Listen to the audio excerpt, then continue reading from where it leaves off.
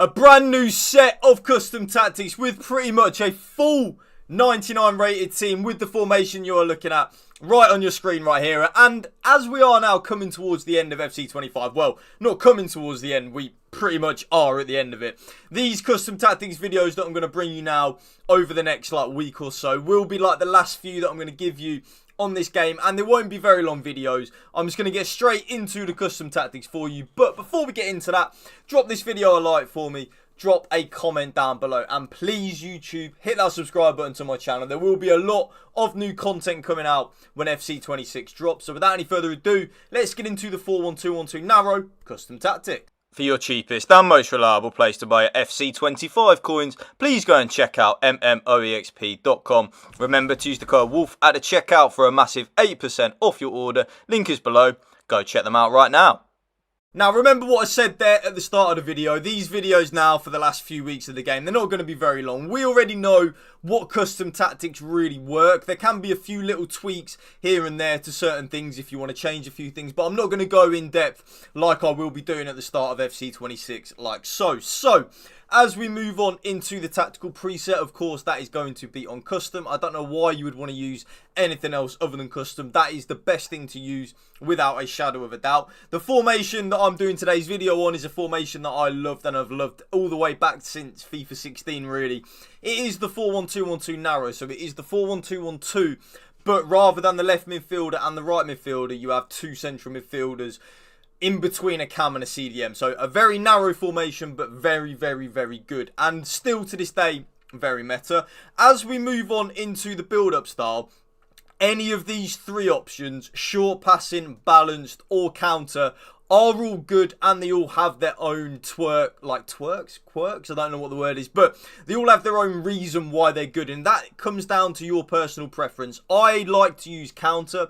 That is what I personally use. I think it's the best thing to use. It's kind of like a bit of a hybrid between direct passing and fast build-up on previous FIFAs, which is why I like it. I'm a very aggressive, kind of like attack-minded FIFA player, FC player, whatever you want to call it. So that is why I like counter. Balanced is good. It's kind of like just like balanced, what it says on the tin. The players they move forward a little bit, but also come short a little bit. But if you are more of a slow possession build-up type of player, that again is absolutely fine. You play the game however you want to play it. I would recommend short passing. Short passing is actually something that I've experimented with a lot as we've come towards the end of FC 25, and it is very, very, very, very good. I like it, but for me and my natural style of play, how I enjoy and how I just naturally play FIFA, counter is the best fit for myself. As we then move on into the defensive approach, and like the build-up style, any of these three options are good, and again, it goes down to your personal preference of how you personally want to play or how you think you play the best FIFA. Balanced, high, or aggressive. Any of them three are absolutely amazing. They all have their own reasons why they're good, but for me, kind of like with the build-up style being on counter, I use aggressive, which is 95 on the line height. And by the way, YouTube, very quickly, remember the code for this custom tactics will be the top pin comment down below in the comment section for you. So I much prefer to use that aggressive 95 line height. If that is a little bit too high, the defensive line for you, absolutely fine. Maybe use the high, which is 70 on the line height, or if you want to use the balanced, which is 50 on the line height. Again, any of them three are all meta in their own way, so whichever one you prefer to use. Let me know in the comment section, actually, if you do use any tweaks. As we then move on into the player roles, I actually go against what I normally do when I'm using two striker formations. So when I'm using two striker formations, normally I would use one of the... Oh my God, what have I just done there? Normally, I would use one of the strikers on advanced forward and support, and then the other one on advanced forward and attack. I don't actually do that now in the 4-1-2-1-2 narrow. I play both of my strikers on advanced forward and attack, so they both will make penetrating runs in behind, which is key. The cam, I personally play on playmaker, and that is it. So playmaker on the roll, playmaker on the roll, balanced on the focus. That is what I like. Shadow striker is very, very, very good as well if you want to use that.